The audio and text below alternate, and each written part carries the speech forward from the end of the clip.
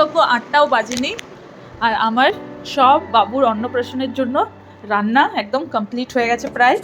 এখানে দেখো বাসন্তী পোলাওটা হয়ে গেছে, বাসন্তী পোলাও পুরো কমপ্লিট এই যে।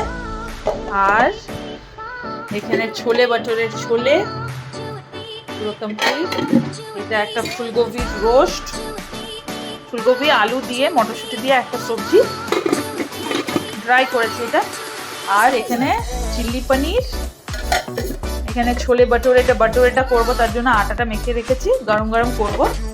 আর এখানে পায়েস।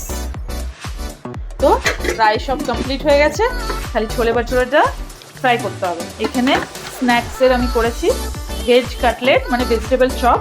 এটা খালি আমি রেডি করে রেখেছি, গরম গরম সার্ভ করব ফ্রাই করে।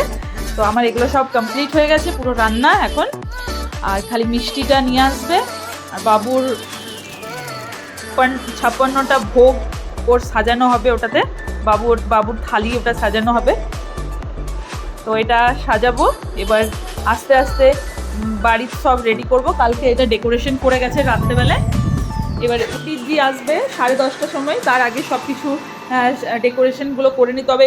খালি অ্যাট লাস্ট এই উর্লিটাই খালি ডেকোরেশন করাতে হবে, মানে করতে হবে। এখানে ফ্লাওয়ার্স দিয়ে গেছে, আর এগুলো সব এখানে নিচে ফ্লোরে রাখতে হবে এগুলো। সেজন্য ভাবলাম কি প্রথমে ফ্লোরটা ক্লিন হয়ে যাক। কাজের মেয়েটাকে আমি সকালেই ডেকে নিয়েছিলাম, আজকে ও 6টার সময় 6:30টার সময় চলে এসছে। তো পুরো সব বাসন টাসন ধুয়ে ঘরটন মুছে দিচ্ছে, দিয়ে এটা আমি ডেকোরেশন করব।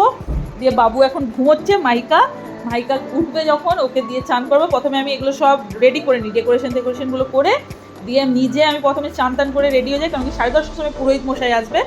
তো সেজন্য দিয়ে বাবুকে মাহিকাকে রেডি করব, ওকে সাজাতে হবে। আজকে ওর স্পেশাল ডে, আজকে ও ফার্স্ট টাইম ভাত খাবে। তো চলো এবার নেক্সট ব্লগে, মিনি ব্লগে তোমাদের সঙ্গে শেয়ার করব এটা ফাইনাল লুক এখানকারটা। ঠিক আছে, চলো টাটা, বাই বাই।